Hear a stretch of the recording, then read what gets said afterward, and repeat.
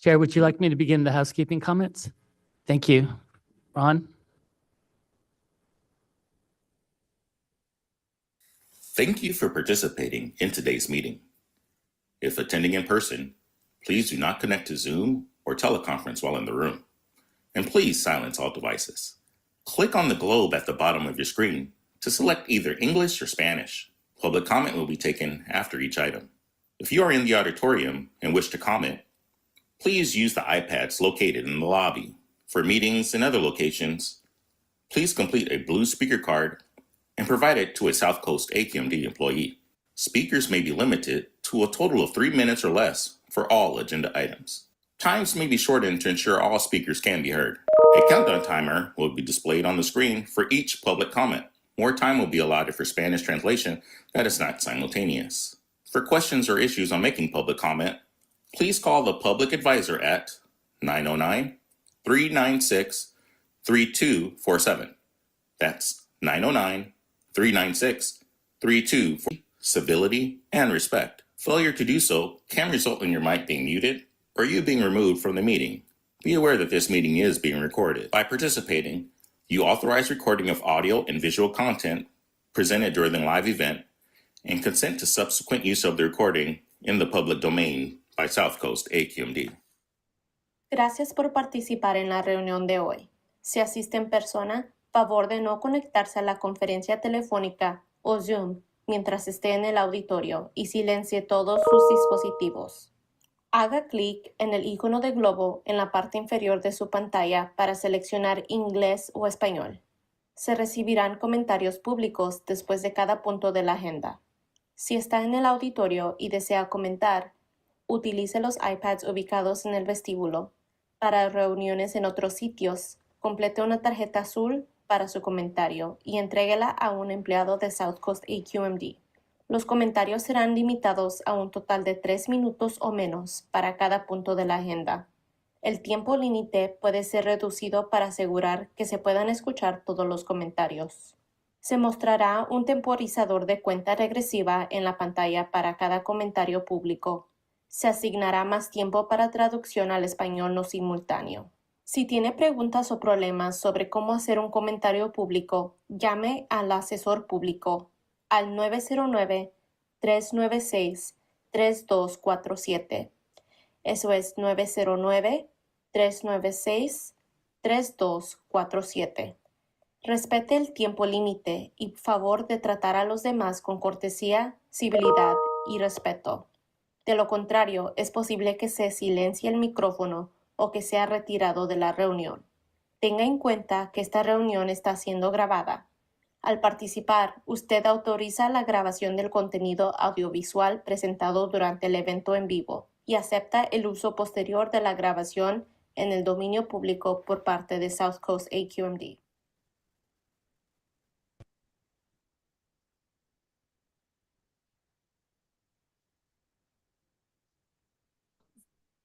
Welcome, everybody. We'll call this meeting to order. Mayor Pro Tem McCallum will lead us with the Pledge of Allegiance this morning. Thank you. Please join me as we salute the flag that represents our republic. Ready? Begin.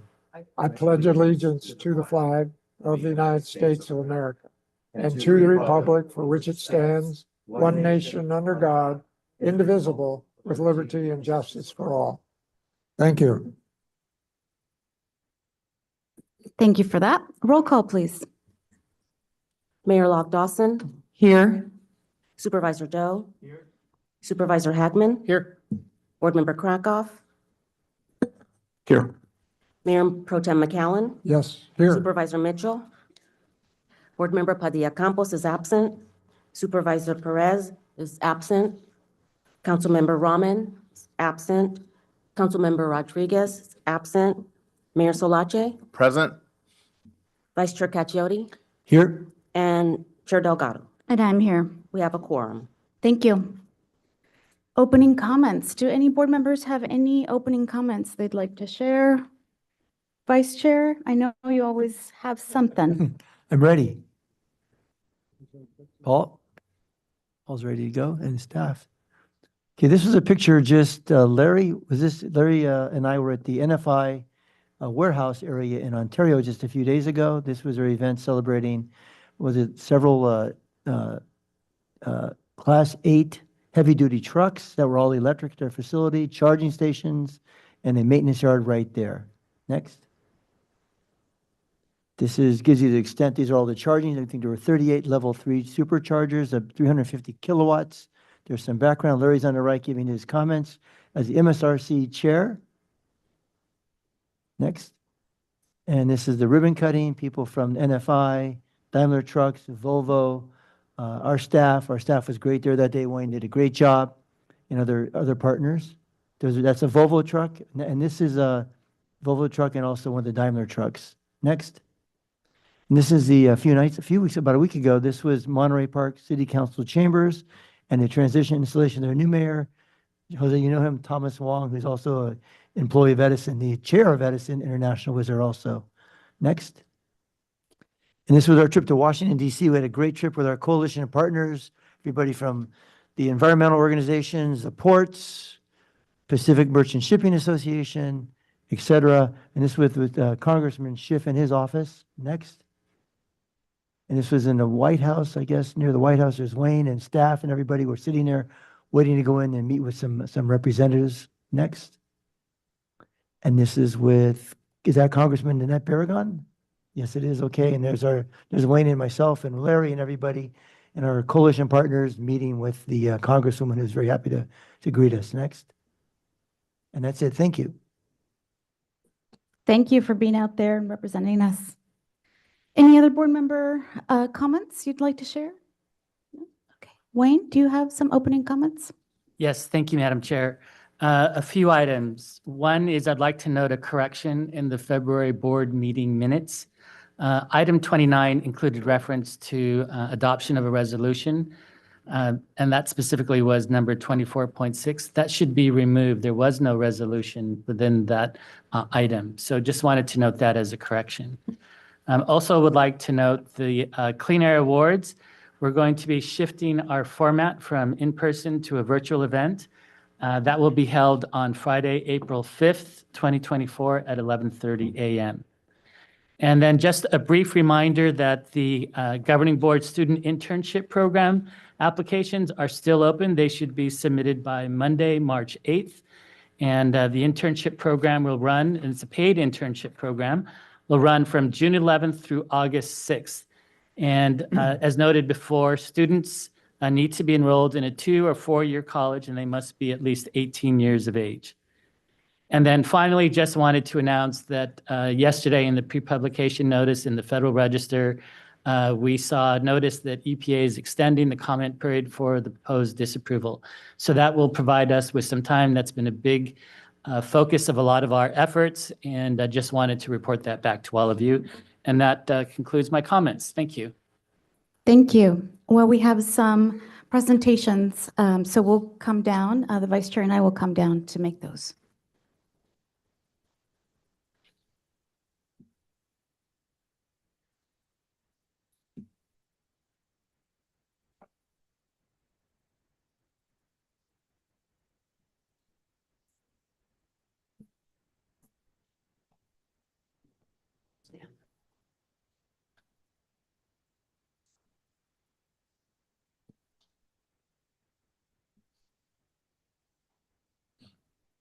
I'm going to start with Katherine Higgins. If she could join us up here.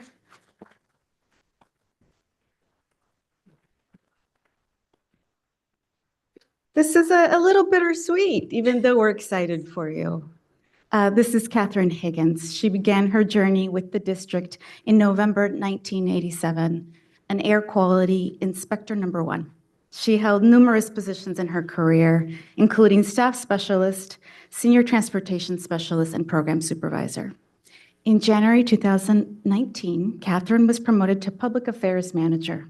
Shortly thereafter, she was selected to lead the AB 617 program and manage the team as the director of community air programs.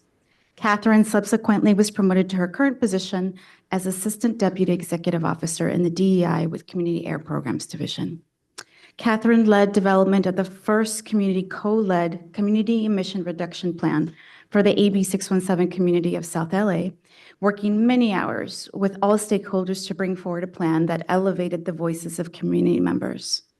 After 36 years of distinguished service, Katherine will be retiring this month.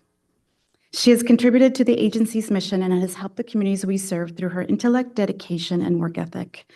Katherine's career is an inspiration to all of us, and personally, I felt inspired by you as well.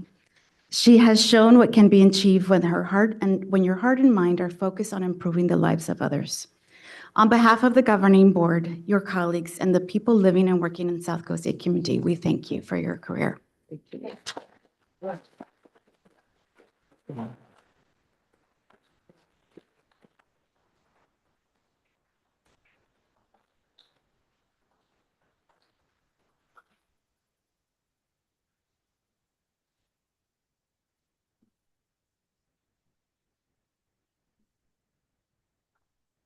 Well, where do I face? I'll face this way.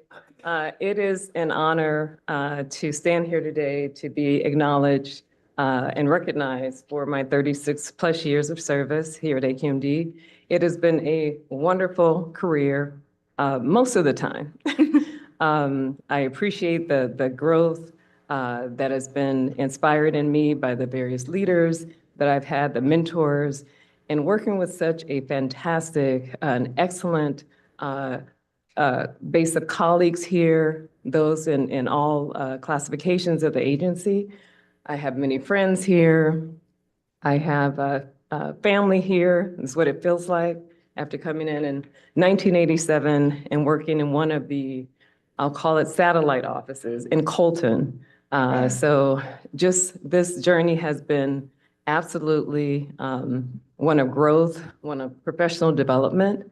Had the opportunity to serve under many different leaders here, governing board chairs, and I appreciate this period that I'm in now and serving really here with the first Latina chair. That is monumental. For the leaders of our agency, Wayne, being with you from a board member, but then now as the executive officer, all of the staff, and again, the friends that I've had the opportunity to work with. I'm so very appreciative. And my hope for the agency in going forward is that you just continue to do the work of public health, of bringing in, being an advocate for clean air and for communities, especially those that are disproportionately impacted by poor air quality. So I will be continuing that work in my personal endeavors, in my church ministry, in my sorority and other organizations, and in civic affairs. So this is not the last that you'll see of me, but I won't be one that's speaking at every board meeting. I can guarantee that won't happen. I do have a life outside. I do plan to do some traveling and spending time with friends and family. I have 2 beautiful daughters and wonderful husband of 37 years. So it's time to just, focus on family a little bit. But after I recalibrate, I'll be back and doing some work. So thank you. And I can't go without acknowledging my current deputy executive officer in the work that we've done together with AB 617. It has been rewarding, fulfilling, and I have grown tremendously in the realm of diversity, equity, and inclusion. I tell Dr. Dessa that my DEIQ has increased. So appreciate you. And for all of you here, I know the work gets tough, especially our AB 617 team. Keep on. We're all fulfilled by this. This is part of what we do. Even as we leave the agency, we don't shut off that drive that we have to inspire and to improve public health and to improve the capacity of the communities that we serve. So thank you very much. Thank you. And here's this small token of our appreciation.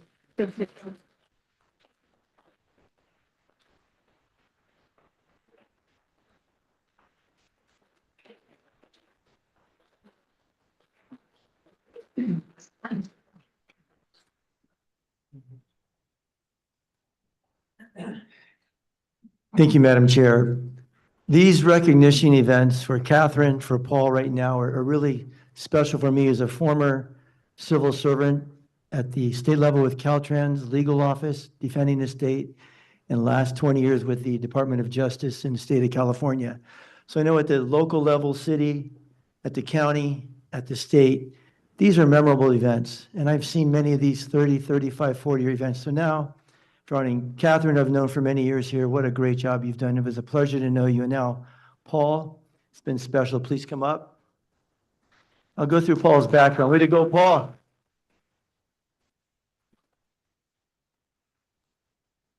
Well, you look at these and you go back, what's happened over the decades. So let's go back to 1992. What were you doing in 1992? Paul Wright began his career with the AQMD, February 1992, audiovisual specialist working in administrative services.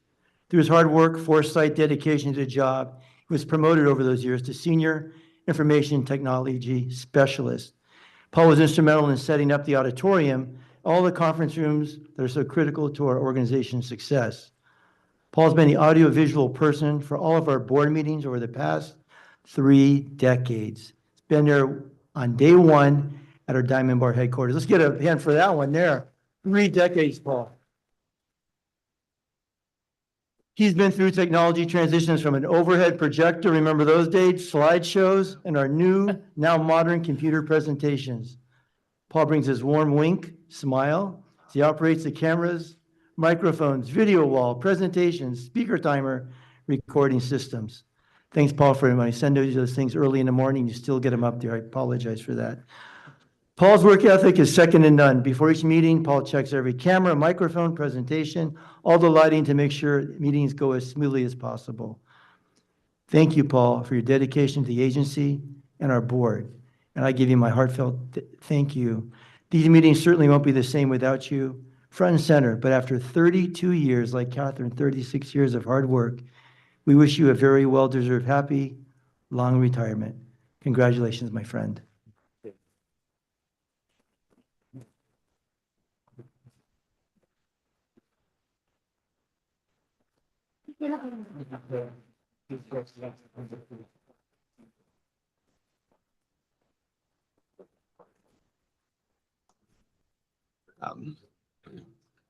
First of all, I'd like to thank God, because without whose help I couldn't have done any of this.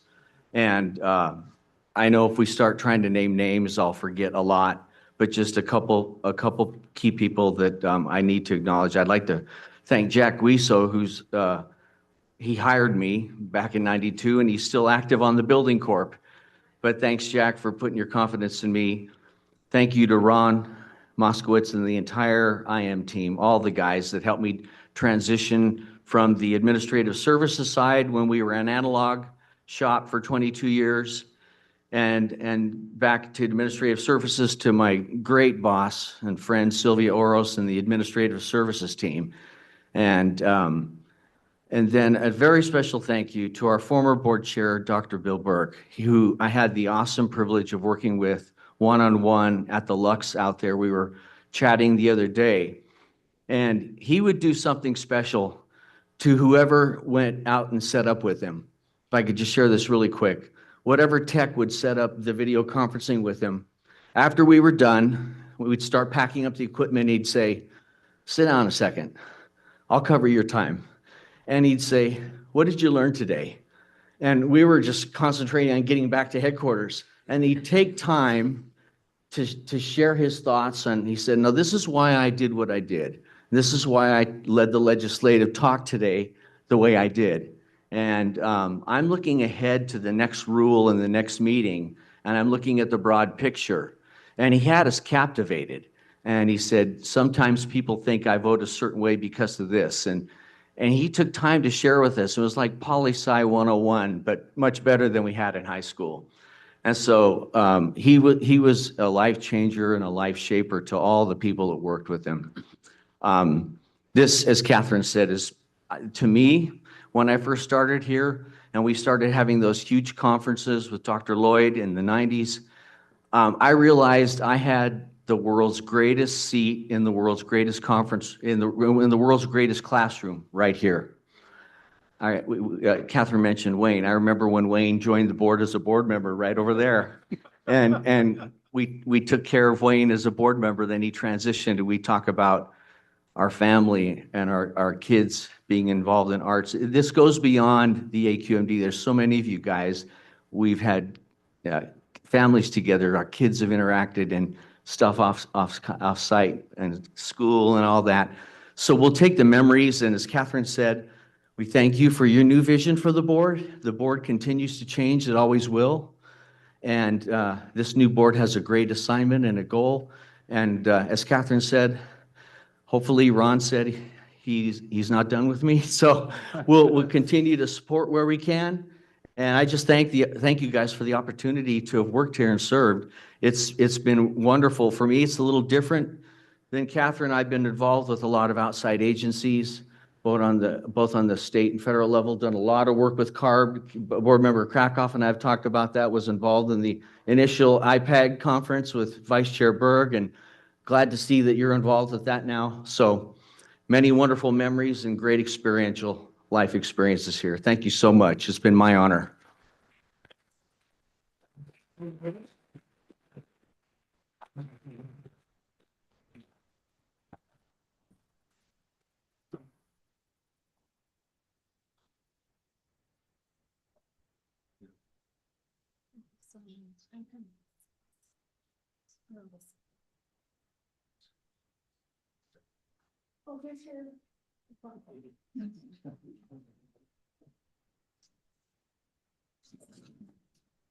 Always working, always thinking of that. All right.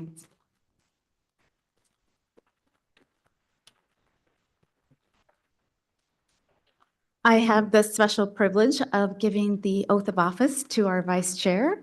He was voted in for another term, very well deserved. You really are the hardest working public servant I have ever met. And I can't wait to swear you in. So here we go.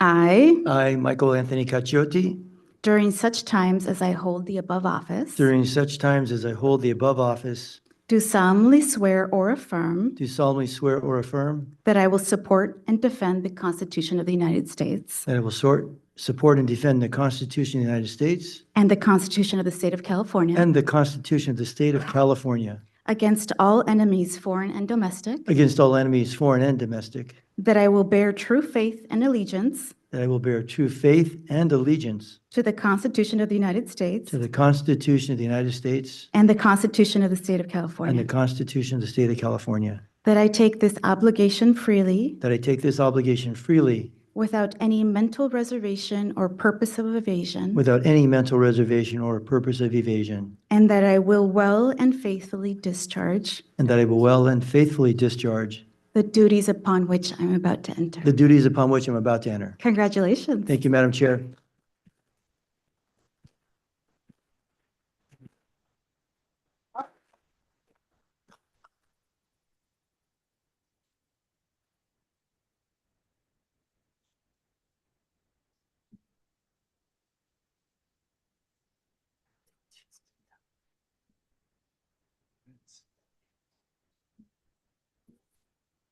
Okay, before I begin our agenda, I want to make sure board members get a minute to offer any thoughts. Supervisor Mitchell.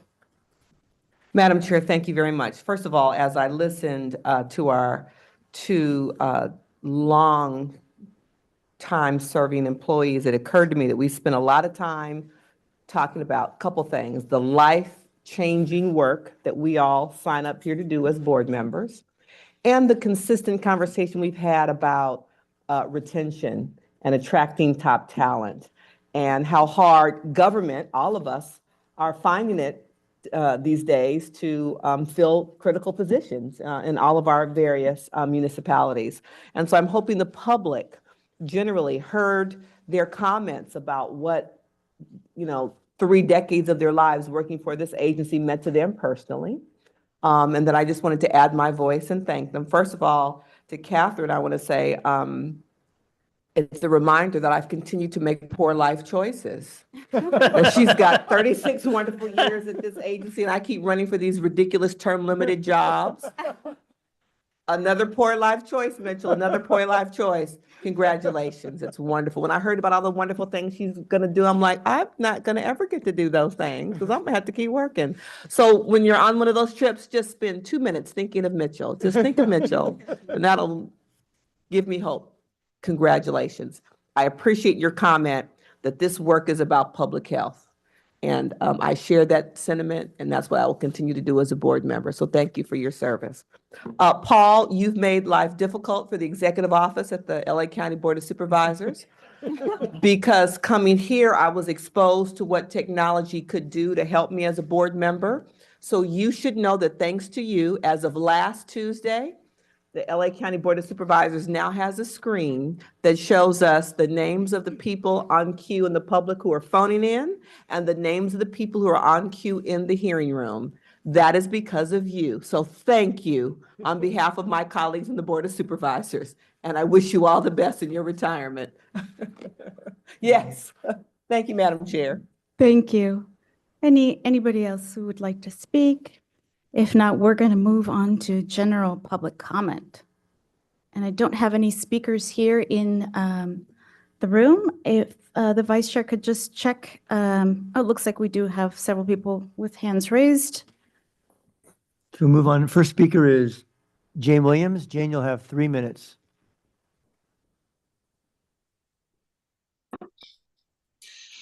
Thank you so much, board members and staff at South Coast Air Quality Management District. I'm Jane Williams. And I also started doing this work in 1992, like some of the people who are just retiring. And I have a long and illustrious career working on air pollution. I'm the executive director of California Communities Against Toxics. And I'm appearing before you today about something that's happening in the district, which is the Chiquita Canyon landfill. And I was called by residents about 8 months ago. I know that the board has, I'm sure, been giving briefings. I know the staff has been working overtime to try to get the situation at this landfill under control. And the purpose for me appearing in the public comment section this morning is to let you know how dire the situation is there for the people who are living around the landfill. And I applaud the district for everything it is doing, and the county and US EPA, but we really need better information to inform better public health decisions. And what I'm going to propose today to the executive officer and the board is that we use the PTRMS, which is a fancy high resolution mass spec that we have on a mobile platform that we've been using in some of the AB 617 monitoring campaigns. Because the type of monitoring that we have in existence at the landfill, which of course is showing huge, VOC levels and hydrogen sulfide, the PTRMS can tell us exactly what those VOCs are. It can speciate the VOCs. And I did have a wonderful chat this week with Dr. Lowe, and I know that we can retrofit that mobile platform also to measure hydrogen sulfide in real time. And it's been my belief after working on this situation for the last 8 months that better monitoring, better science, and more information could help us start making better decisions when in regards to whether or not people should be being evacuated. Just yesterday, I received a few phone calls from people at the landfill that had to leave their homes because the emissions are so high. And it sounds like what's happening is our efforts to try to relieve the pressure in the landfill is, emitting massive amounts of air toxics into the air. So I applaud the folks that are retiring. It's wonderful. It's so nice to hear that Katherine is going to continue her illustrious career helping the 617 communities, even in her retirement. I can't tell you how wonderful that is to hear. And I hope we can work together to make things better. Thank you, Jane. I see we have Supervisor Mitchell has raised her hand. Or did that? Oh, I'm sorry. Board member Gidding. Yeah, thank you, Vice Chair.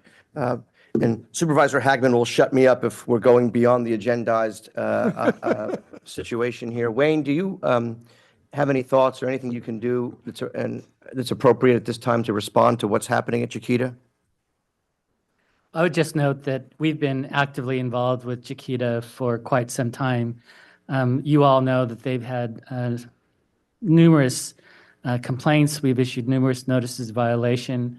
One of the things, and I'll ask Terrence Mann, our Deputy Executive Officer for Enforcement and Compliance, to elaborate more, but one of the things that we recognize, given the challenge that we see at Chiquita Landfill, is this is much more than a single media issue. This is a multimedia issue that requires a very comprehensive approach. And so with that, Terrence had come to me recommending task force formation. I said, absolutely, and I'm going to let Terrence describe what he's done, what we continue to do, the things that we're providing in terms of assistance to the task force, and then answer any specific question that may arise as a result of that. So, Terrence? Thank you, Wayne. Good morning. Staff has been fully deployed relating to Chiquita Canyon Landfill now for 8 months, and this includes all of our divisions essentially. And so our engineers were out there yesterday evaluating equipment. Our monitoring team, led by Dr. Jason Lowe, we've used the mobile monitor and taken samples, laboratory analysis, and that kind of thing. We went through a round of it, and we're now considering additional monitoring and sampling in the field. Our inspectors, of course, have been out there pretty much every day. I'm having conversations with inspectors in the field at midnight, talking to complainants. I myself spoke to a complainant earlier this week, and I'll just note that he, among many others, have described trips to urgent care, keeping kids home from school. This is one of those times, we fully believe everything we are hearing from the community. Our inspectors are experiencing it themselves. Headaches, sore throat, a nosebleed as well. So I want to lift up those voices and make sure the community knows that we hear them. Real quick, complaint totals, we're closing in on 10,000 complaints now for this particular issue. The month of February, the raw totals, we still need to confirm it, 2,000 complaints just for Chiquita Canyon, just February 2024. This is more than an entire year's worth of complaints at most other major headline type events. With respect to EPA, as Wayne noted, we reached out to the federal government, to US EPA, and told them, we have a slice of this. We have air, we got DTSC has soil, you have the water board. It's not just us. We need centralized leadership. EPA came in, stood up a critical action team, we're calling it, but basically a task force. We are meeting, multiple times each week. Oftentimes we are hauling in the landfill, into meetings, demanding that they answer questions. For example, for those of you who saw on the news, there was an accident there this past weekend. Luckily, the worker appears to be doing better. But it is now a consolidated effort, and we have further operations planned, but a lot of the information needs to come out of the task force going forward. And so everything is pretty much centralized. And I would just add that with regards to Jane Williams' request, we're working with EPA as well as the County Department of Public Health and others on identifying the appropriate monitoring. We have done extensive monitoring, as has the county. That's going to continue. I think working within the task force will determine whether or not any additional monitoring is appropriate and what resources each party can bring to bear. So it's an area which we're actively involved with. We briefed Supervisor Barger and her team just a couple days ago. We talked with her and her team regularly.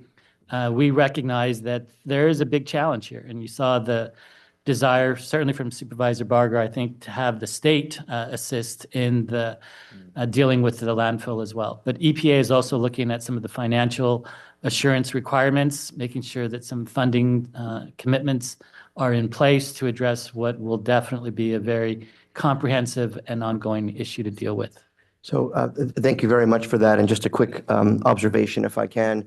I've had the opportunity to speak to Supervisor Barger, and I know Supervisor Mitchell has engaged in this as well. And she's been very complimentary of the agency and all the efforts, Terrence, that we've put in. And that really does say a lot. I mean, she's no pushover. She's dealing with a real crisis situation there. And as a former board member on this agency, I think she's felt very supported by the work that we've done and very appreciative. And I think that really says a lot. I know that this particular entity is operating under an abatement order from our agency that is, I don't know, 4 or 6 months old. I mean, all I can say is that whatever's in that abatement order doesn't appear to be resolving the problem. So whether we have to go back to our hearing board, whether it's part of these other task force endeavors, whether we have to bring the mass spectrometer out there to get more granular information, I know we're all considering this and appreciate the good work of the agency on a very difficult situation. You know, it does remind, I think all of us colleagues that, we have all of this infrastructure and utilities that we all rely on every day. And whether it's at Hyperion, Sunshine Canyon, this one, these are we shouldn't take it for granted that all of these things are so easy to operate. And I know that our agency is challenged in all those areas right now, as are sanitation districts, Republic and Waste Connections. And I know we're on top of these issues and just hoping that as we get towards the end of the year, each of these situations can be in better, in a better posture than they are right now. Thank you, Board Member. I think Board Member Supervisor Mitchell has a comment too.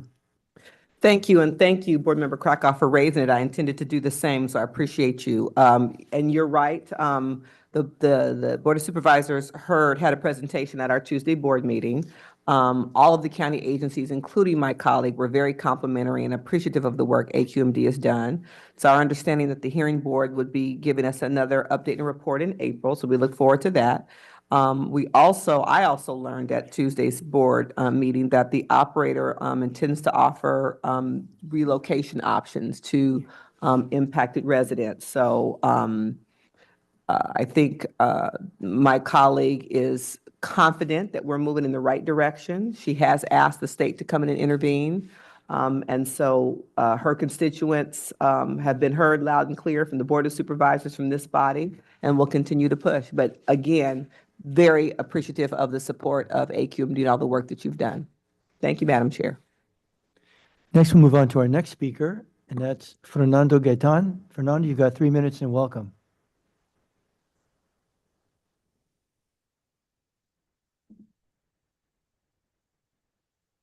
Good morning, Vice Chair and Chair Delgado and members of the board. Fernando Gan with Earth Justice. I really want to start by just thanking staff, and I'm talking now about the Port Indirect Sources Rule working group meetings we had last week and the week prior. I want to thank staff for these 2 in-person working group meetings on the Port ISR and the Port of Long Beach for hosting us. What I observed was staff making every effort to keep us on track and discuss the mechanisms to consider for reducing emissions at the ports. Overall, I think we had some rather productive discussions. The objective of these meetings, again, was to understand and set clear emissions reduction targets at the ports and get the mechanisms in place for getting us there. Based on my observations at these meetings, there were a diverse group of stakeholders sharing concerns and ideas for tackling how the region's going to reach those emission reductions we really need. There were, of course, those who will attempt to delay, stall, detract, because they will resist any effort by this agency to fulfill its regulatory duty. But there were also many stakeholders willing to talk about solutions. And I got to sit across the table from terminal operators, OEMs, Port Authority officials. These conversations helped all of us better understand both the challenges and the opportunities to make a strong ISR rule. The solutions are out there. EPA recently announced a notice of availability of funding for the Clean Port Program, funding roughly $3 billion to deploy zero emissions technology at the ports and air quality planning. We also heard today from Vice Chair Cacciati about the demonstrations for zero emissions trucks as part of the JETSI program. And today, none other than the Harbor Trucking Association will be hosting an event in San Bernardino to test drive the latest zero emissions heavy duty trucks with multiple OEMs on hand to demonstrate the technology we have available. The takeaways I got from these meetings were, 1, infrastructure needs to be better coordinated, and that we all agreed on, as far as I can tell. This rule can and will can be structured to help catalyze the planning and deployment of that zero emissions infrastructure we so desperately need. Number two, zero emission solutions are being adopted by some, but not all. I learned from some terminal operators who are taking the lead that we need a more comprehensive approach and a more widespread coordination to deploy this zero emissions technology at the port complex. This rule can help foster that coordination. And three, we need a clear timetable, clearly set targets and interim goals to get us to the zero emissions reductions targets we actually need. All stakeholders benefit from having a clear plan in place, and that's another benefit of this rule. I urge you to stay the course and make sure that we get this rule done today. Thank you, staff, for these meetings. Fernando, thank you for your comments. Our next speaker is Abigail Dessa. After Abigail comes Ryan Compton. After Ryan, we're going to cut off public comment. So Abigail, go ahead, please. You got 3 minutes and welcome. Thank you. My name is Abigail Dessa, and I'm a 25-year resident of Val Verde Canyon in the town of Castaic. Thank you for allowing me to share my personal story with you. While I am a council person on the Castaic Area Town Council, I am speaking for myself and my family. For the past year, this has become my job, speaking up for the environmental injustice occurring in my hometown. I have been sick with symptoms from the disgusting and dangerous gases spewing out of Chiquita Canyon landfill. It has stolen a year of my life. It has stolen the lives of 3 of my tortoises and made 3 of my dogs throw up on numerous occasions. I cannot begin to count them. I cannot have any company here or my husband's grandchildren for fear they too will get sick from being exposed. Can you imagine denying your grandchildren visits at Grandma and Grandpa Turtle's house? It's heartbreaking. I have closed down the work I did here, and it is the very reason we purchased this property. My life is unrecognizable from just a little over a year ago. The pandemic was much easier on me and my family, emotionally, physically, and financially. I am not a functioning person in society anymore.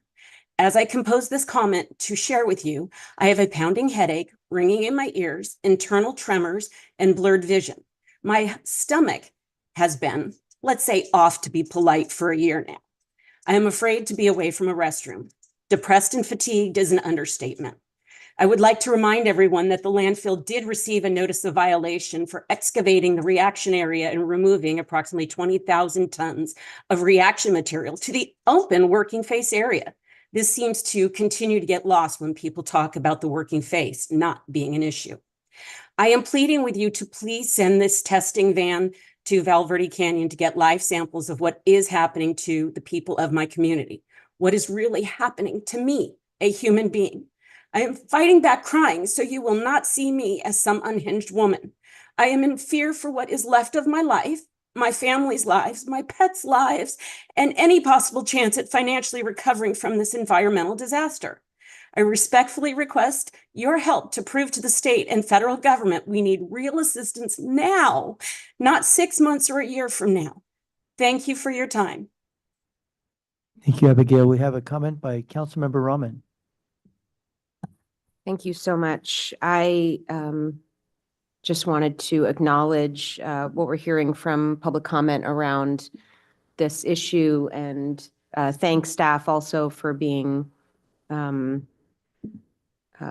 proactive and present in the community and responsive to requests that will allow these residents to get the support that they need to move beyond this. And thank you, Supervisor Mitchell, for your comments as well, and for the work of the Board of Supervisors as a whole in addressing this. I also wanted to thank staff also for moving forward on the working group meetings related to the Port ISR.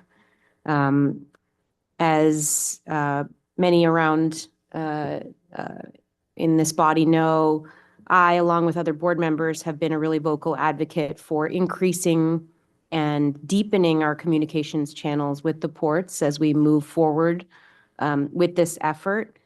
And I was really delighted to see the trip to DC. And I was really delighted to see that these working group meetings happen. I heard great feedback, particularly from attendees of the meetings, and I wanted to thank Ian and Charlene for doing a really, really excellent job in ensuring that these meetings were run well and that they were a place for really productive engagement. I wanted to reiterate my commitment as a member of the LA City Council in pushing the DWP to bring infrastructure to the ports. I've done that in partnership with Councilmember McCosker, who's a representative for the area. And we are working on that and moving that forward through the council. And I am also looking forward to clarity around our timelines and continued progress, I think, on what has really been a much deeper engagement with our stakeholders in this process. And I'm grateful for the progress that we've made and looking forward to making more of it. So thank you very much, Chair, for allowing me a moment to speak on that. Thank you, Council Member. Our next speaker is Ryan Compton. When Ryan is finished speaking, we will cut off public comment. Go on, Ryan. Hello, thank you, Board AQMD, for hearing me today. My name is Ryan Compton. I've lived in the Santa Clarita Valley and surrounding area for 25 years, locally in Castaic for 10. My wife has lived in Castaic since the 80s. We currently live in the once beautiful Hasley Hills, a mile and a half from the landfill. My family and I have been impacted by the landfill for the past year. When the gas is present, we have developed sore throat, headaches, having trouble breathing, burning skin and eyes. This led me to a trip recently to the ER and have been recently diagnosed with pneumonia. We're a family that does not take medicine often, no history of headaches, no recent history of breathing trouble, and this is extremely concerning. My kids have been distracted by the fumes at school. My pets have been sneezing and coughing upon detection of the odor. Both pets have lumps all over their bodies, and I know they are different ages and different breeds. We have attempted to change their food and visited the vets. The lumps are unexplained. We have experienced loss of use on our property for temporary periods of time over the last year for more than 100 days.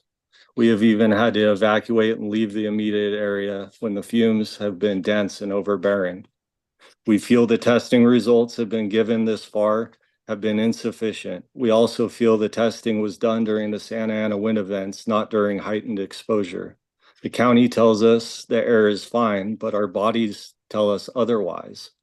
I wish to have the AQMD deploy the PTR-MS van with hydrogen sulfide monitoring and methane, along with every available advanced testing technology during underlying times of elevated exposure to better understand the air. We wish to have these results in real time or close to that so we can report back to the public, the county, the EPA, and the state.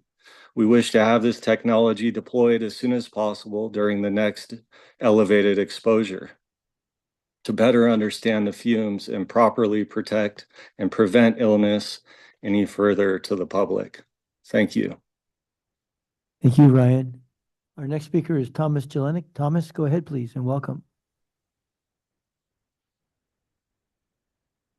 Board members, thank you for your time today. My name is Thomas Ylenich with the Pacific Merchant Shipping Association. First, I would like to extend my congratulations to Paul. It's been a pleasure to work with Paul over the years, and wish him the best. But today I would like to talk about the recent working groups that staff has held on the port indirect source rule. Those working group meetings were an excellent follow-up to the successful advocacy trip that we all participated in Washington, D.C. And for our part, we were really happy to participate in these working group meetings. The meetings were diverse, they were well attended, they had experts from many areas, and as you already heard from a commenter earlier, a lot of focus was on the mechanisms that could be part of a future rule.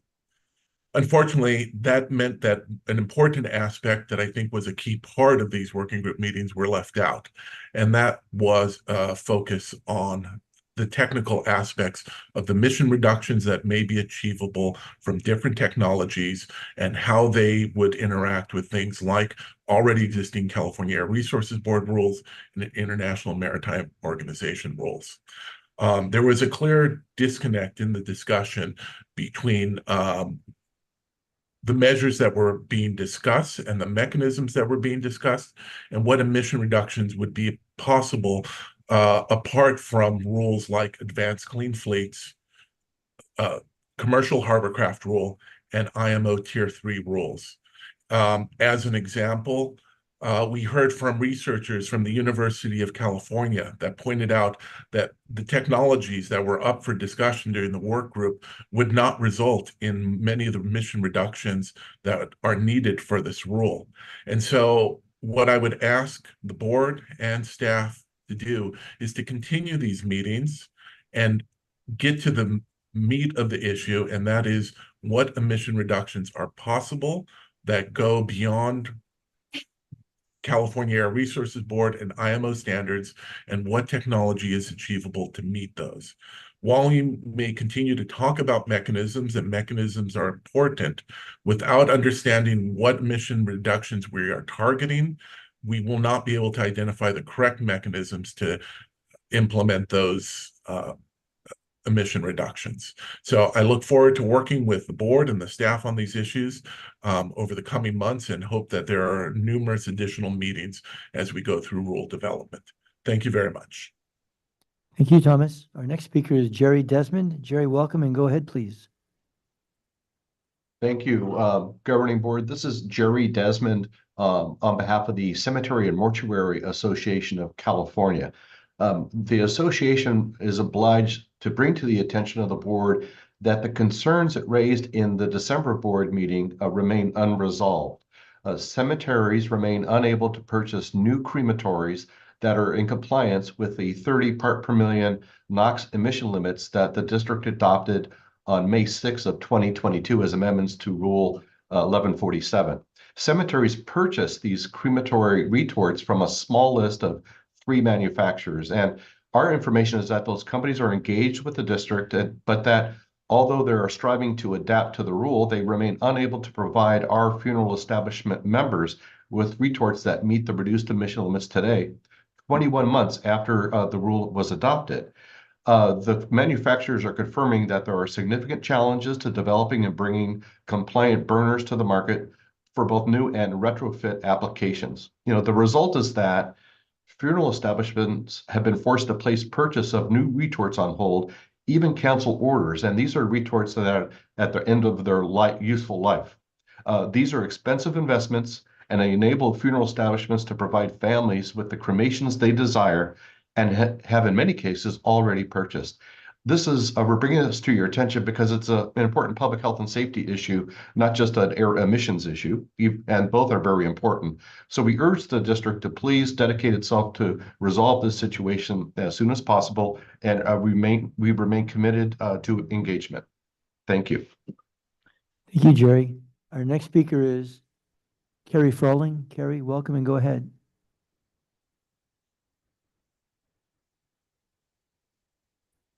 Thank you. Can you hear me now? Yes. Okay, great. I want to get to the point. I represent Castaic community in Val Verde. On Facebook, I moderate a community group of almost 9,500 people. The landfill issue has been overwhelming, with a daily thread that goes for like at least 80 to 100, sometimes more comments a day. This landfill is really causing harm to our community. When the accident occurred, we were terrified that our community was going to have to be emergency evacuated, but we got no contact from the officials. We need better monitoring, especially near our schools. You are putting in a new monitor, continuous air monitor near Live Oak Elementary School, but Castaic Elementary and Castaic Middle School and even the high schools in our district need to be monitored as well, as the odors are reaching there, as well as we have purple air monitors showing that the VOCs are getting high near these schools. But we need more specific and better equipment to do that. We appreciate AQMD coming out and taking our complaints, but we need to have them on the weekends too. The Chiquita Canyon landfill seems to ramp up on the weekends, and everything gets much worse on the weekends and at night when your inspectors are unavailable. Please provide better monitoring of our community. Thank you. Thank you, Carrie. Our final speaker today, public comment, is Ranji George. Ranji, welcome and go ahead.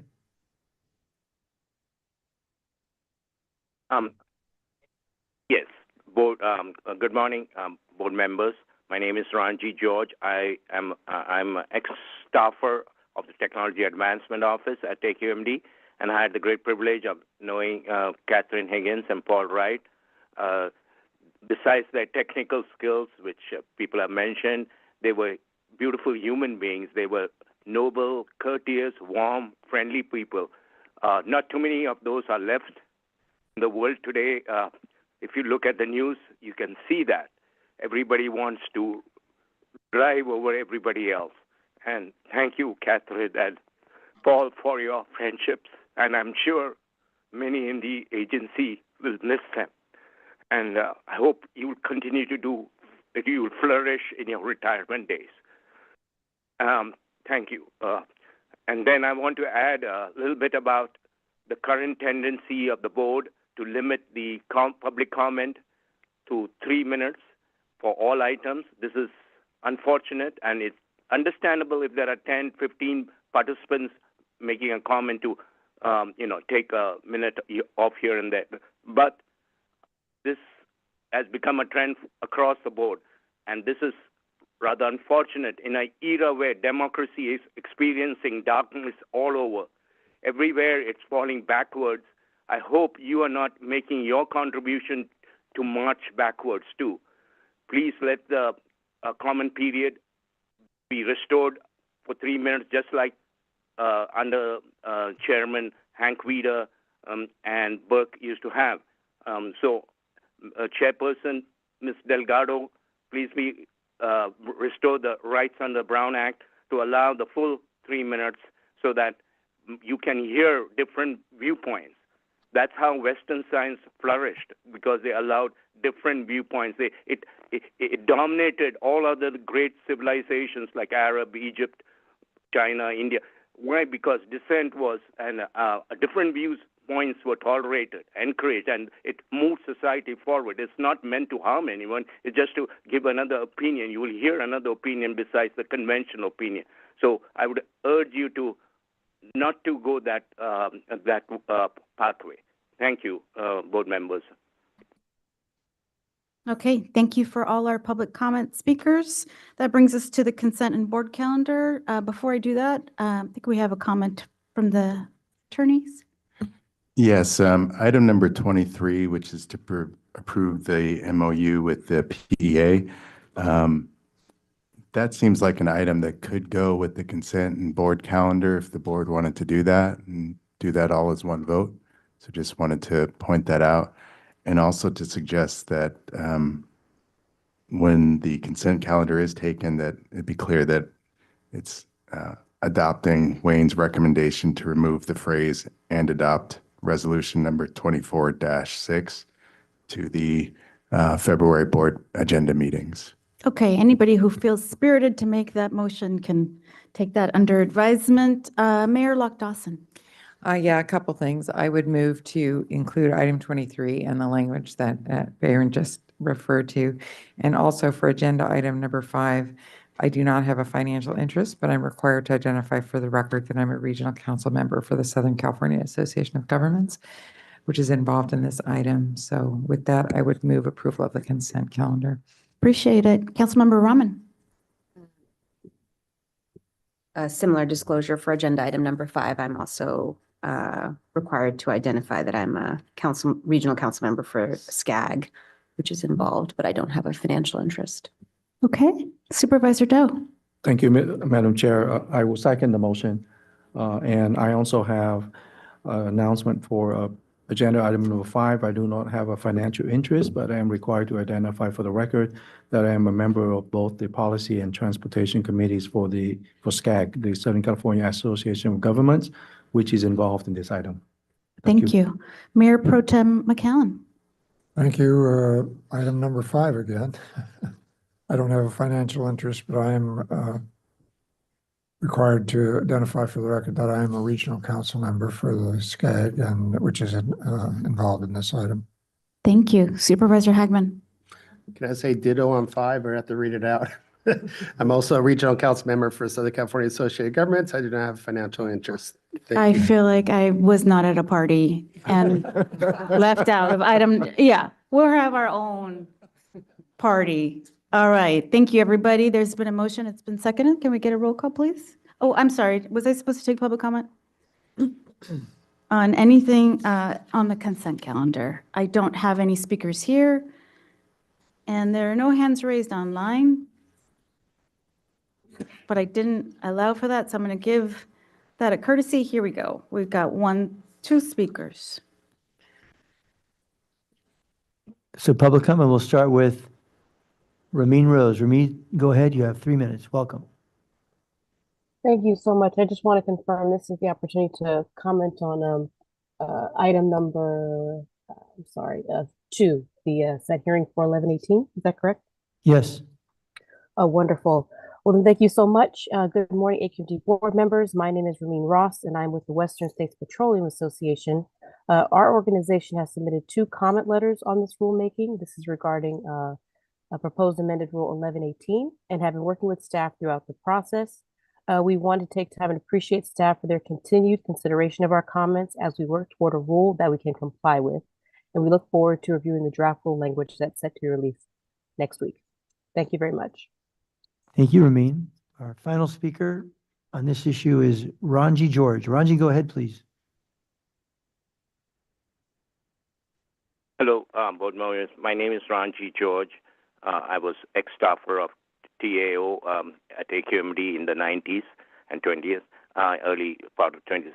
I just want to comment on the technology committee filing for the battery charging.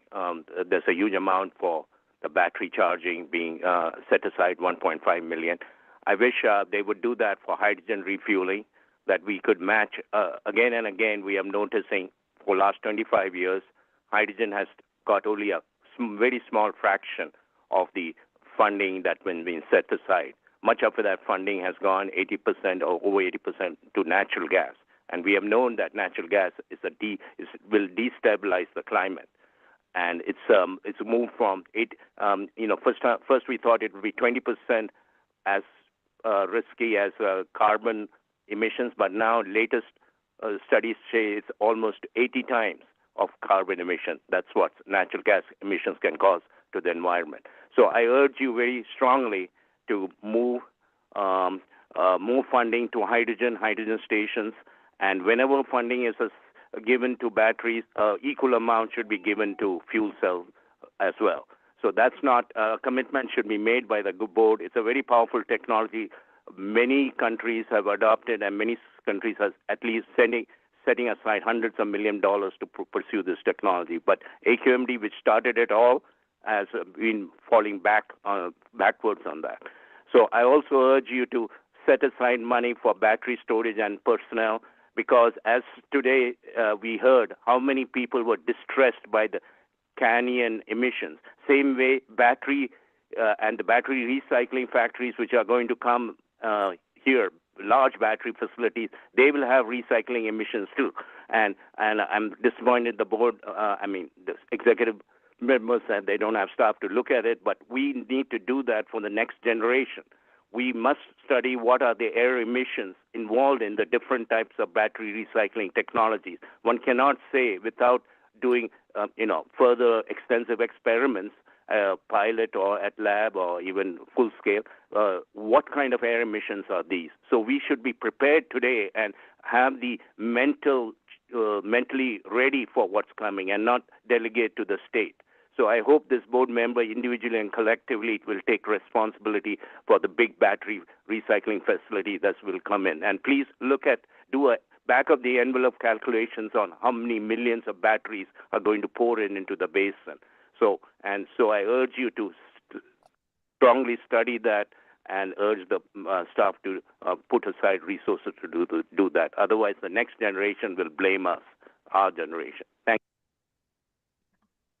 you. Okay, that concludes speakers for consent calendar. We have items 1 through 18 and 23 ready for a vote. And I just had a couple of other announcements. For agenda item number 4, Board Member Krakoff does not have a financial interest, but I'm identifying for him that he's a member of the California Air Resources Board, which is involved in this item. And also for Mayor Solace, for agenda item number 5, he does not have a financial interest, but I'm identifying for him that he is a regional council member for the Southern California Association of Governments, which is involved in that item. Thank you. Okay, we're ready for voting. Are we doing roll call or the voting system? Okay.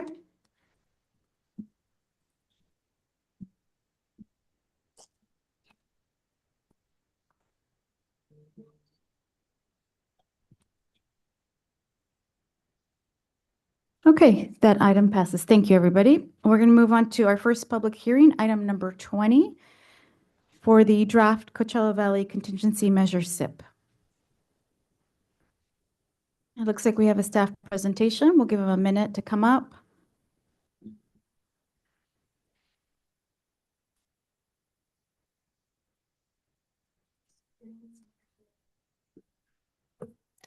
Good morning, Madam Chair, members of the board and public. So I'm Sang-Mi Lee, Planning and Rules Manager overseeing AQMD development. This item is Coachella Valley Contingency Measure State Implementation Plan Revision for the 2008 8-hour ozone standard.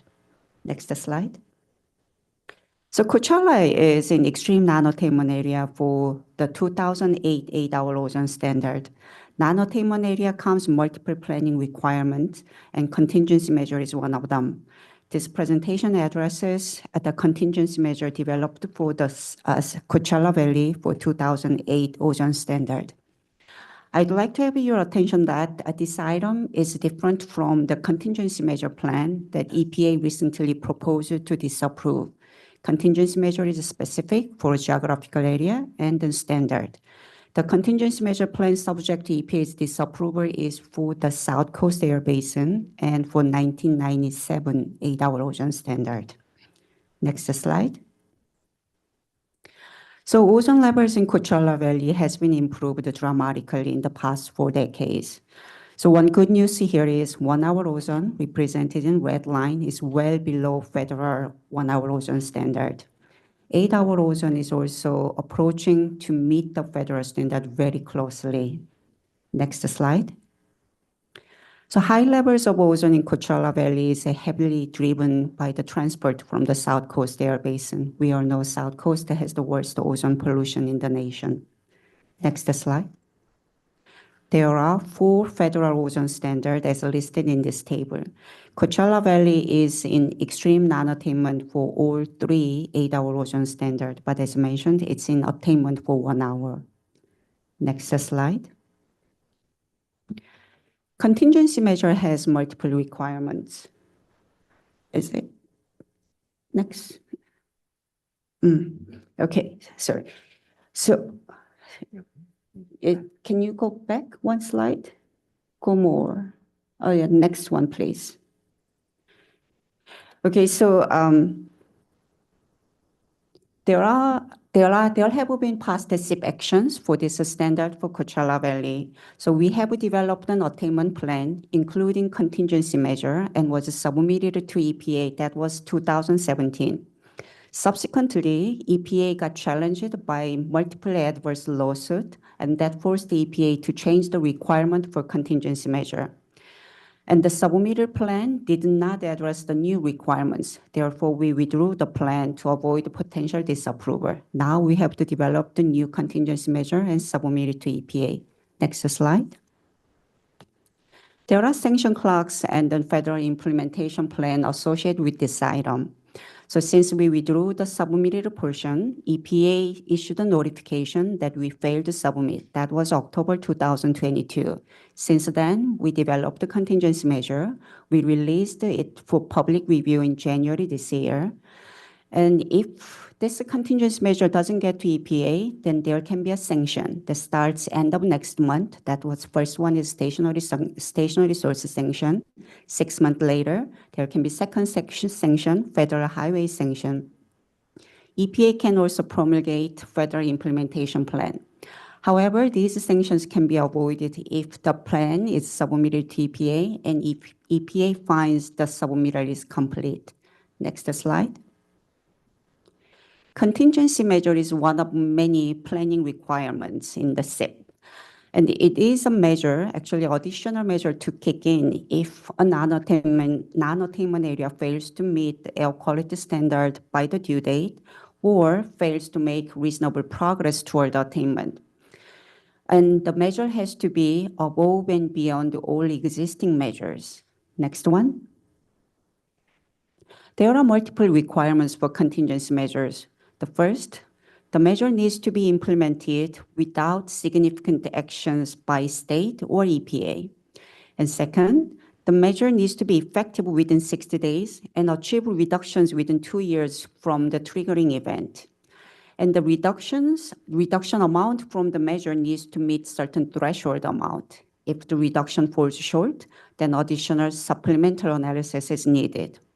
But in reality, areas like Coachella or South Coast, already in extreme non-attainment, enacted all feasible measures for attainment.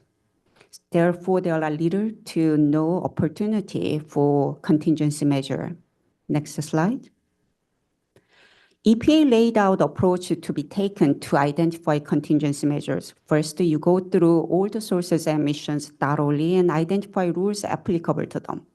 And then you compare those rules with the rules of other districts and states. And then third, and if any measures identified in the previous steps, then you evaluate whether they can serve as contingency in the context of economic feasibility and technological feasibility. Lastly, you check the amount of emission reductions expected from the measure, and if it falls short, then you have to supplement it with additional justification. Next slide. Through this process, we identified an option, a potential option for the contingency measure in Rule 463 that applies to organic liquid storage tanks.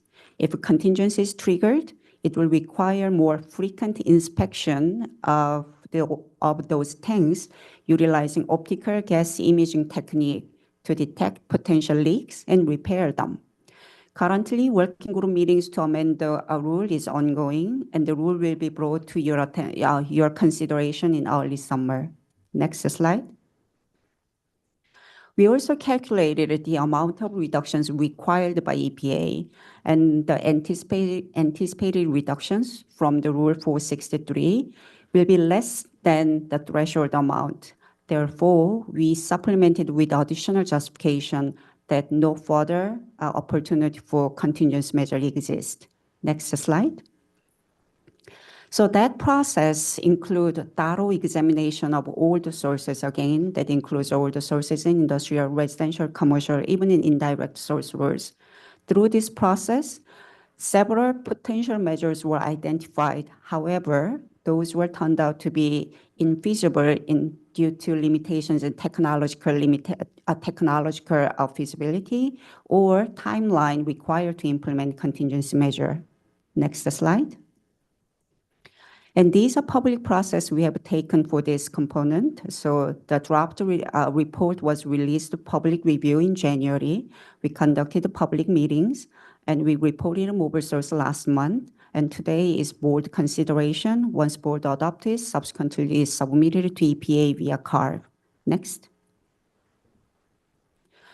From the public consultation meetings, we received the comments from a public that suggesting potential contingency measures such as more stringent new source review or deploying cleaner zero emission technology. We have evaluated these ideas based on EPA's draft guidance, and then it looks like they do not meet the requirements set by EPA's draft guidance. EPA staff also provided minor technical revision. We addressed them. Next slide.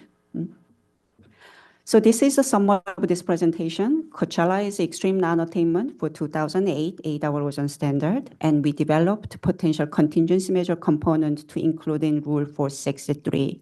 So this concludes my presentation. Thank you. Any questions from the board?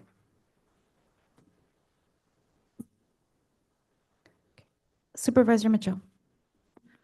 Thank you. I was in rather late receipt of a letter detailing several additional steps we could be taking besides Rule 463. So I was just wondering if staff would like to comment on any of those issues raised. Yeah, thank you for that, Supervisor Mitchell. Yeah, we did receive a letter kind of late in our process on this. A lot of the comments pertained to change or suggestions of changes we could do to our new source review program, so our permitting program, and using that for contingency. I will say we have worked very extensively with both CARB and EPA in developing this contingency measure for Coachella.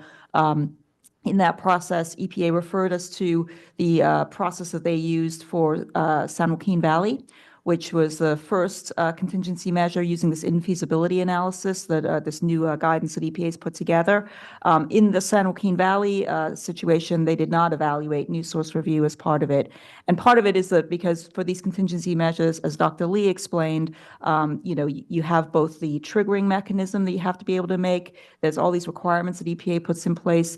And then you have to look at the feasibility, and it's not something that actually becomes feasible for us to do. So it is something that we have evaluated, and I think we will continue to evaluate.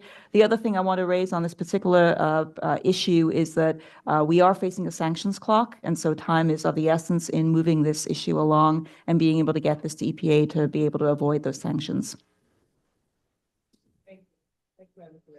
Thank you. All right, I don't see any other questions. I will open the public hearing for comment. I don't see anybody here ready to speak on this item, but there is somebody online. So why don't we go ahead and take the online speakers? Thank you, Madam Chair. We have one speaker at this time, Mark Abramowitz. Mark, welcome and go ahead, please. 3 minutes. Thank you, Mr. Chairman, members of the board. My name is Mark Abramowitz. I'm with Community Environmental Services. And I made the comments during the public consultation process.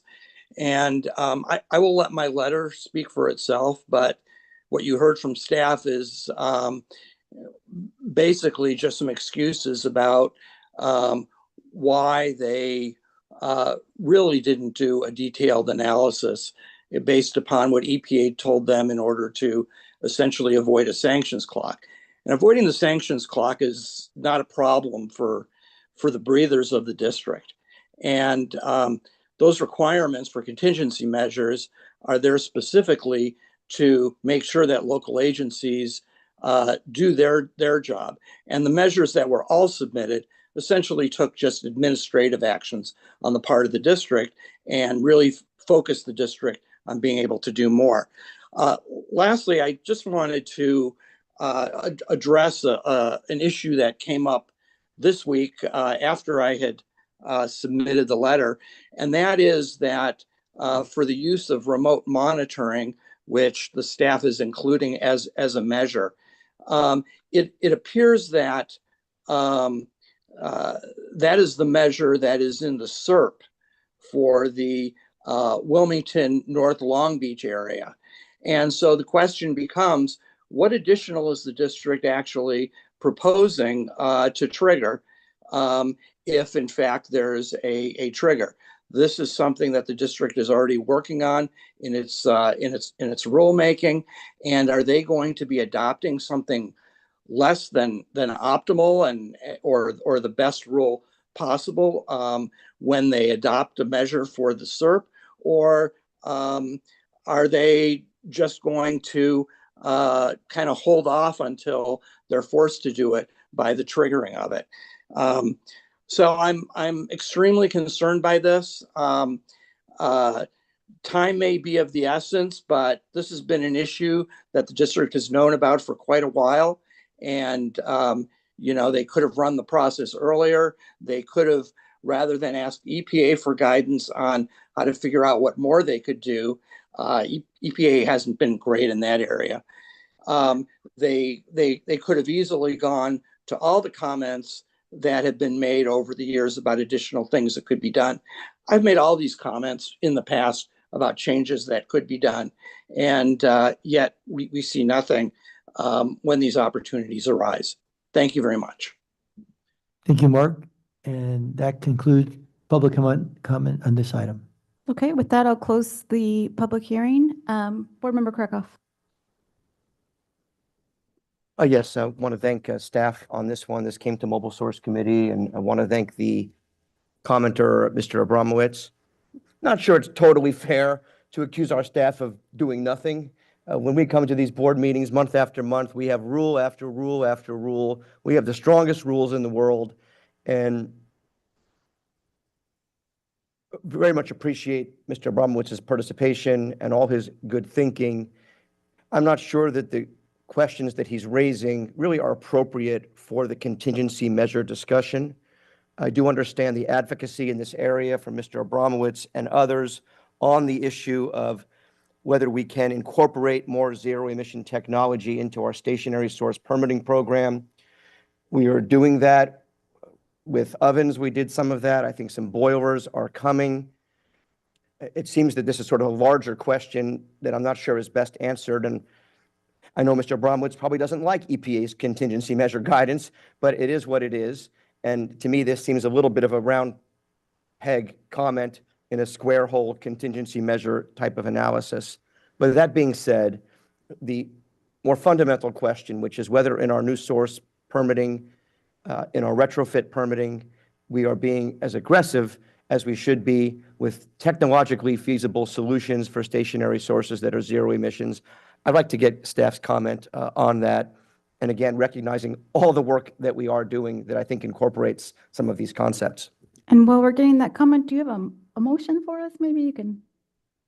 I'll wait till after we hear the response, and then I'll make the motion. How about that? Sure.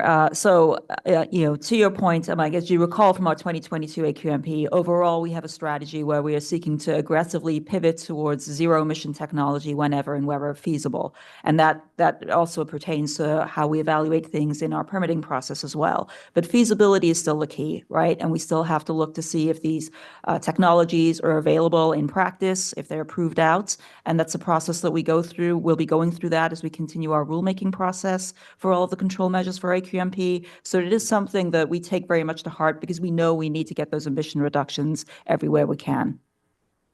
So thank you for that. And I think we understand that as a board that we're trying to push the envelope, but in a way that's commercially and technologically feasible. And just as an aside, how many, and I see Mike Krause is here somewhere too, how many stationary source rules are we working on that you think you're going to bring to the board this year? Just give me an estimate.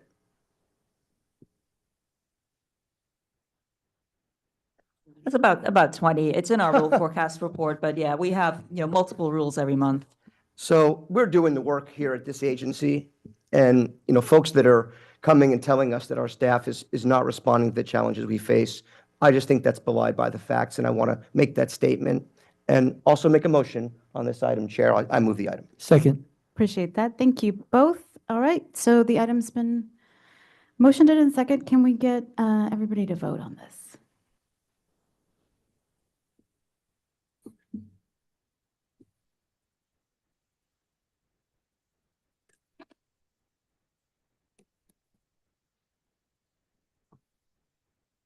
Okay, all the votes are in and that item passes. That brings us to item 21, the annual reclaim audit report with Jason. Madam Chair, Yes?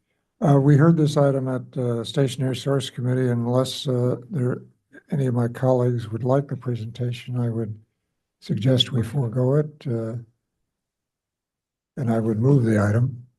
That's for me. Jason does not seem to mind. Second. No, he's happy. All right. Let's check if there are any speakers. I have no issue with that. No speakers online, it looks like. There's nobody here. We'll just give everybody 1 minute. And we're opening the public comment period for this public hearing. And Seeing no comments, I'll close the public hearing if Bay gives me the nod. Yeah, okay. All right, so this item's been motioned in second, so let's vote on it.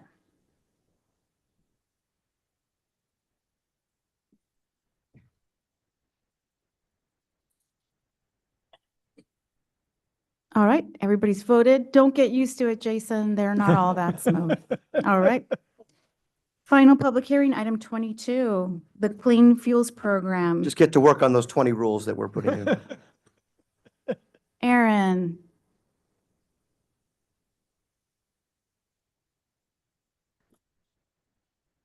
Good morning, Chair, members of the board, Aaron Katzenstein, Technology Advancement Office. Next slide, please.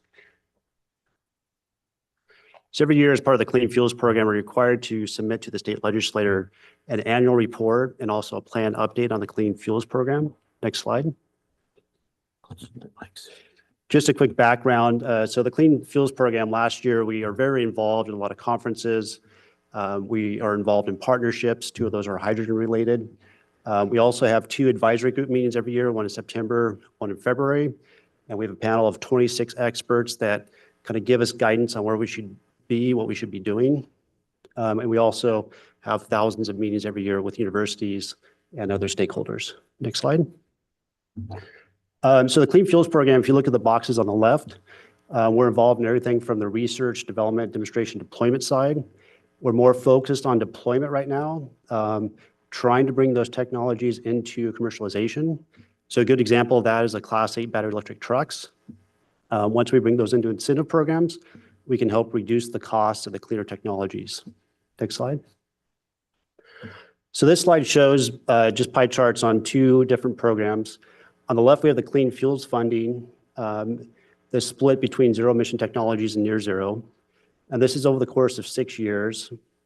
So as we go more towards 2019, 2024, you'll see that percentage of zero emission grow. And the clean fuels is focused on road technologies, but we are also pushing off-road technologies too. That's not shown right here.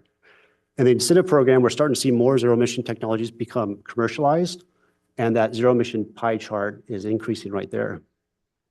So collectively, if we go back to 2018 to 2023, and we look at the number of contracts between these 2 programs and the grants that we received, we've written over 2,700 contracts for a total value of $1.2 billion. So a lot of contracts in place. Next slide. These are some of the programs key programs from last year. We see our resident trucker there in the upper left. This is the JETSI ribbon cutting for the Schneider fleet. And then just this week, we had the NFI event that you saw pictures of earlier. So both JETSI and both Schneider and NFI are deploying 100 battery electric trucks. So Schneider has 50. They had 50 at this event back in June, and they've subsequently added 40 more trucks to their fleet there at that site. Some other projects here, we have the rocket truck mobile fuel generator. So we're trying to find ways to help support charging of the battery electric trucks that are zero emission. We also have the fuel cell drayage demo. This was really to develop the drivetrains of zero emission Class 8 trucks, put them in example in the drayage fleet and see how they work. And then lastly, the Daimler ZE truck customer experience. This was a truck that went around to different fleets. They could try it out. They had charging in place at the facilities, the fleets, and they got to try the truck out to see how they liked the zero emission experience. Next slide, please. So last year, we actually didn't spend very much out of the Clean Fuels Program, only $1.4 million. And this is due to the fact that we wrote a lot of grants. I'll show that next. But also because we also focus on off-road technologies and focus on getting the grants done, excuse me, that we have in place already. Next slide. So last year we brought in, this is probably a record for us, $94 million in grant awards through competitive grant applications. We submitted 12 grants. We had 5 awarded, 2 not selected, and still waiting to hear back on 5 that we submitted last year. And you can see below some of the funding partners and some of the project partners that we're working with. Next slide. So here's some of the grants that were awarded last year. The big one was the CalSTA award. This is really two nice projects in there. One is to develop a locomotive fuel cell technology using liquid hydrogen. This is for freight locomotive applications. The other one is the Prologis project.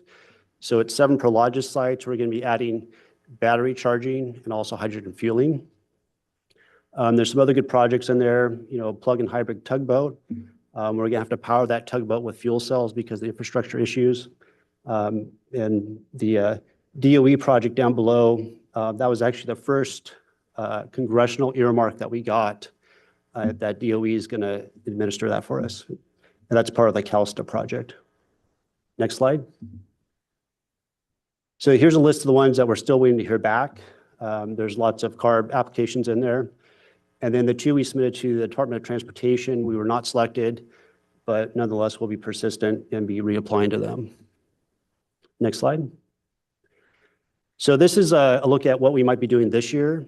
This pie chart was developed in the early summer of 2023. It's a little outdated already, but this is based on projects that we know about and also areas that we need to push. And so one is zero emission infrastructure. Plugging in trucks, fueling trucks is an issue. And that's across the board, whether it be a locomotive or a cargo handler, things like that. The other thing that's in here, the health impact studies, that's 4%. The Clean Fuels Program funds the MATE studies. So we're going to add that to this pie chart for next year.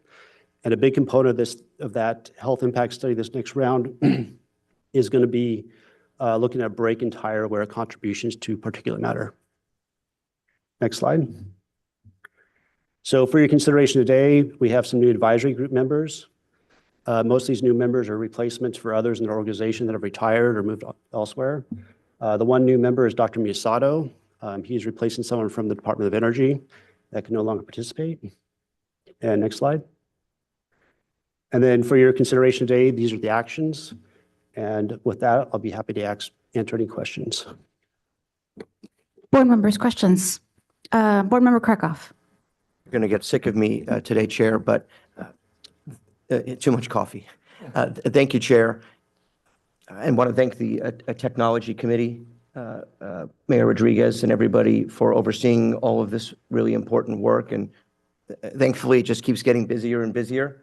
And really, my sense is that we have a really big presence and increasingly so in these grant opportunities, and we're really being aggressive about it. And that's what I'm hearing from the stakeholders and really appreciate that. We did hear today about some of these port-related grant opportunities, and I think this is the right time just to ask a quick question about those. We heard about the EPA Clean Ports Program. There's also something, the EPA Climate Pollution Reduction Grants. These are very, very large funding opportunities. With regard to those two in particular, can you just speak to those and the opportunities that we have working with our stakeholders to collaborate on this, build a goodwill, bring the bacon home for our region? Yeah, those are two very, very large grants that we have the opportunity to apply for. So the first one, the Climate Pollution Reduction Grant, we actually are working on an application right now for the coastal MSA and the inland MSA for goods movement. That application, I don't want to get your hopes up, but that's the largest application we've ever applied for. It's going to be close to $500 million. And are we the convener on that, or others are? We are, yeah. Wow. Lisa Tanaka has been doing a lot of work on this CPRG. So we're starting to write the grant right now. We're working very closely with many partners on this application. I'm sorry, Aaron, but maybe Lisa can describe a little bit about the CPRG. She's ready for it. Good morning, Chair, members of the board. So South Coast has been involved in the CPRG process from the beginning, starting with the planning grant. In our region, in our air district, we received 2 separate planning grants, one for the Los Angeles Orange County Metropolitan Statistical Area, or MSA, and then one for the Inland Empire MSA. So we've been part of the working groups to develop the preliminary priority climate action plans, and part of the discussions to help focus the MSAs on goods movement being a priority measure. And then through those discussions, we've worked through a coalition on putting together this goods movement proposal that Aaron has described. So we have both MSAs participating, which is including the city of Los Angeles, Long Beach, the counties, the stakeholders such as both ports, and SBCTA, WRCOG, CVAG, and many others. I can't list all of them at this moment, but it's been a very collaborative, transparent working process and working with TAO to get this done. So I think that's it. Thanks. And then the second one, the port one? Aaron? Yeah, the second one, the EPA ports grant, the NOFO for that was just announced 2 days ago. And we're working very closely with POLA and POL-B. Right now, it looks like they'll submit separate applications, but we're going to support their efforts on their applications for that one. Great. So thank you very much for all the work that you're doing in our technology committee. And just a shout out to you, Lisa. I didn't go to that trip to Washington, but I've just heard so much positive feedback about your work and your skill in convening and knowing the Hill and just all the work you're doing. So just another great member of our staff. And I don't know if your ears have been ringing these last 2 weeks, but just heard universally wonderful feedback about your work, Lisa. Councilmember Cacciari. Thank you, Madam Chair. Aaron, on slide number 10, just had a question about the top listed item. I think it was under review.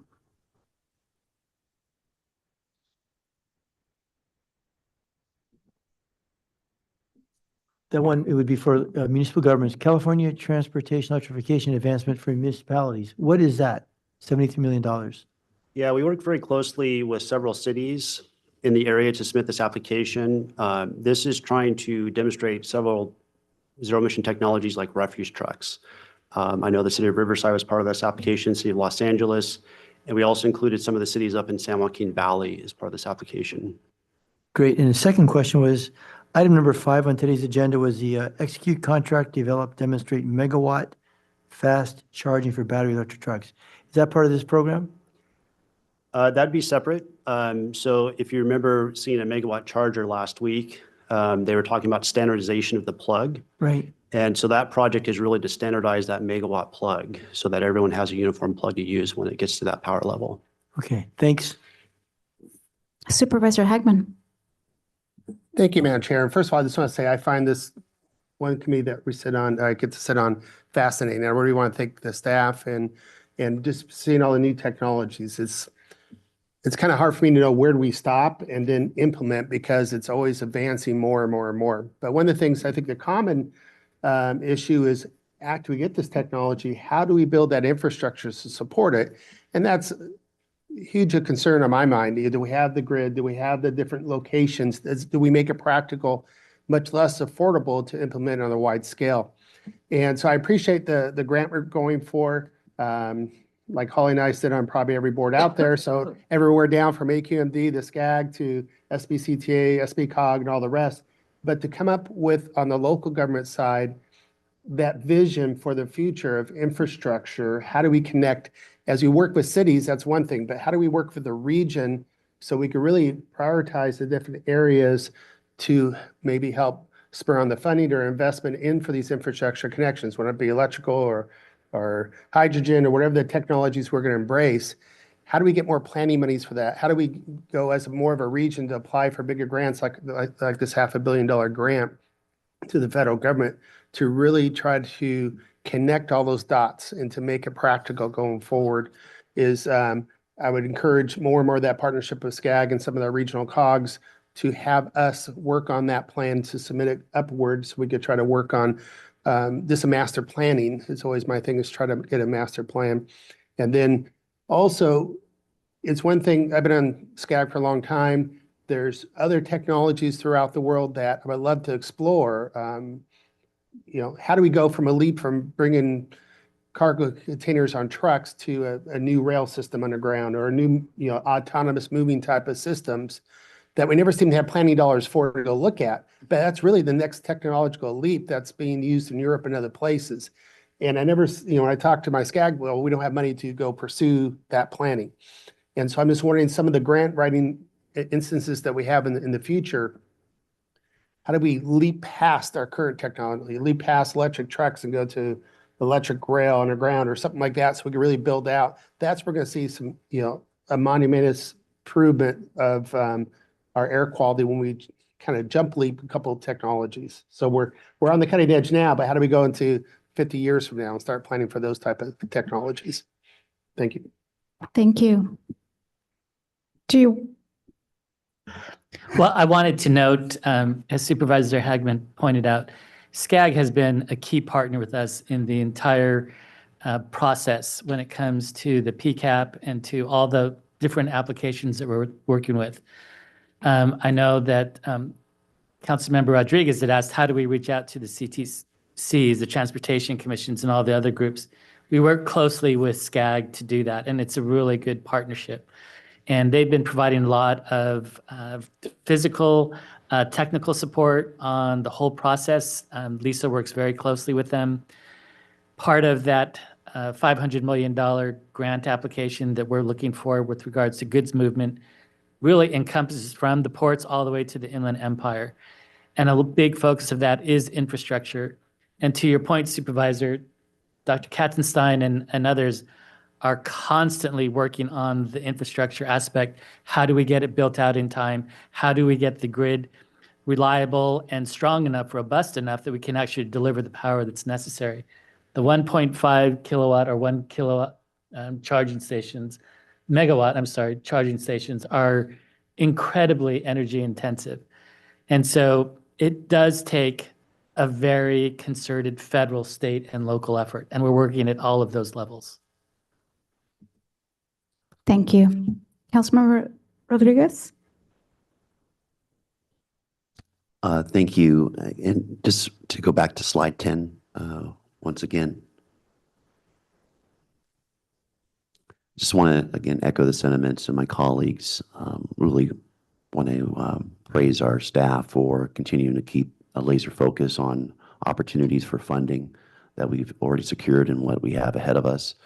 That laser focus is going to continue to ensure that AQMD remains a national, if not global, leader in technological advancement. So thank you again for that focus. Looking forward to seeing updates in the near future on these pending grants and working with you all here on moving forward. Thanks. Thank you. Supervisor Mitchell? Thank you. First of all, I want to thank Supervisor Hagman for asking my question, because it really is this question of infrastructure and how do we create the right balance. But I'm curious, when I looked at the annual report, and this is, perhaps my naivete, so I'm curious about staff's perspective. When we look at over the last 5 years, what we've spent on clean fuel funding, I'm curious if what we kind of got back in terms of NOx avoided, if from your perspective, that was a good rate of return. Is that what we expected the result to be? Was it high, low? I'm curious, so I could adjust my own expectations.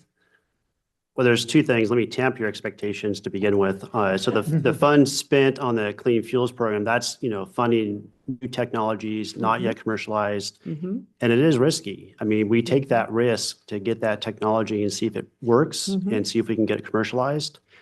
In terms of the NOx reductions, I think, once it goes into the marketplace, the commercial marketplace, that's where we see the real benefits. And so to testament to this, we see the fuel cell trucks being commercialized like this year. That's been us. We've been heavily involved in that. The Volvo Daimler trucks that are commercialized for the battery electric, that's been us. So I think those investments have paid off. Now, have there been investments that have been big losses? Absolutely. Yep. And that's the risk we have to take. And that's why this program, I think, is beneficial. It helps give the industry some risk aversion that we can help support these technologies. Fair enough. And I would just echo, again, the comments made with regard to infrastructure.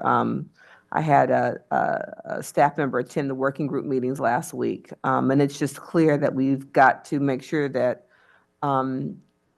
infrastructure, and hoping that, as it was talked about, this, working collaboratively with other entities that we figure out a better way to work with utilities to really ensure timely improvements. I think that's going to be critical for us to really see the expansion rate kind of pick up to the degree that we all need for it to. Thank you, Madam Chair. All right, thank you. Thank you, Erin. I'm going to open the public hearing for comments. I don't see anybody here looking to speak. I'll turn to online. Don't see anyone looking to speak, so I will go ahead and close the public hearing. Madam Chair, I'll move this item. Okay, it's been moved. Councilmember, did you? Last comment by Supervisor Mitchell and echoing the focus on infrastructure. I'm curious pertaining to utilities in the future, if there's opportunities for us to partner on any regulatory reform that we see that would be needed as we're looking at issues related to capacity and things of that nature. So just as we're emerging issues that staff sees in regards to infrastructure and access, utilities, et cetera, I'd be interested in having us see if there's a way for us to be helpful in any reforms that need to happen in order for us to have long-term capacity. Thanks. I would just note that we actually are having discussions with SoCal Edison, and they're advising us on some of the challenges they face and some of the limitations they face with regards to the investments necessary in order to deploy the technology in advance without necessarily having the orders in. And part of this, has to be an investment upfront to get that infrastructure in place. And so I think in large part, the program that Erin just described helps demonstrate and improves confidence that those technologies will work. But we still have to come across to the utilities and change the way that they're able to make those investments, that they can move sooner rather than later. And that's the big challenge that we're seeing, is that without contracts in hand, they can't necessarily do it. And without the comprehensive planning that Supervisor Hagman and Supervisor Mitchell are talking about, they don't know exactly where to do it. We've been providing a lot of data with regards to heat maps, where a lot of those trucks are located, where we see those routes, but they need those concrete orders, and we need to be able to bring the prices down to give the confidence to place the orders, to have that infrastructure being ordered and put in place. We do need to reach out, have more discussions with DWP. They've had some leadership issues that we're trying to work with, but we have been talking with the city. But I assure you, Councilman, we're doing as much as we can on the infrastructure piece. I think probably where there's more opportunity for us, frankly, is both at the state and national level. And that's something that we'll be looking at. And that's the area of future emphasis. I'd love to have you report back to us collectively to see how we can weigh in and help in that front. Thank you. Thank you. All right, so I've closed the public hearing. There's been a motion. I'll second. Okay, got a second. Let's go ahead and vote on that.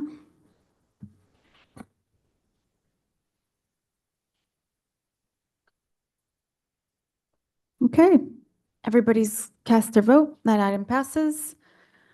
Bay, do we have closed session today? Yes, Chair. All right, let's go to closed session, everybody. Thank you. It is necessary for the board to recess to close session pursuant to Government Code Sections 54956.9A and 54956.9D1 to confer with its counsel regarding pending litigation which has been initiated formally and to which the South Coast AQMD is a party. The actions are California Trucking Association versus South Coast Air Quality Management District, the Governing Board of the South Coast Air Quality Management District, and DOEs 1 through 25 inclusive, U.S. District Court for the Central District of California, case number 221-CV06341, South Coast Air Quality Management District v. EPA, U.S. District Court for the Central District of California, case number 223-CV-02646. It is also necessary for the board to recess to close session pursuant to Government Code Section 54956.9A and 54956.9D4 to consider initiation of litigation, one case.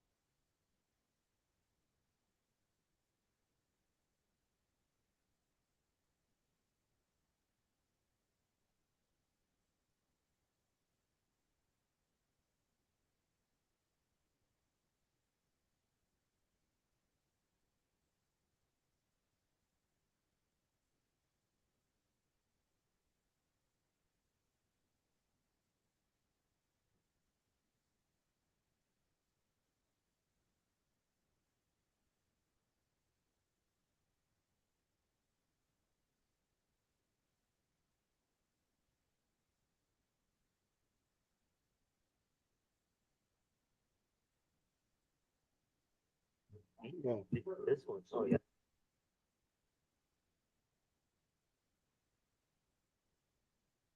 Yeah, you're right. Was it stuff? No. Huh? Used to.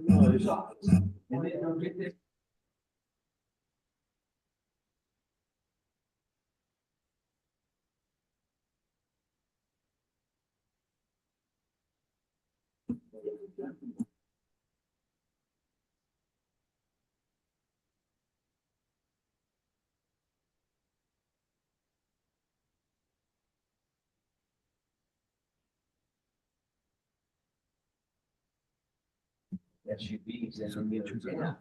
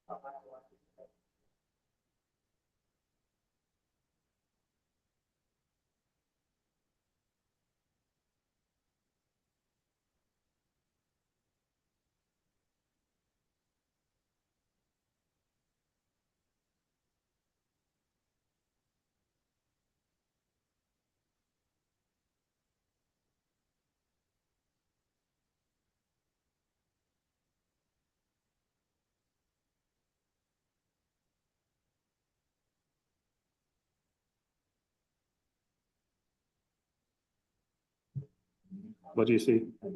Yeah.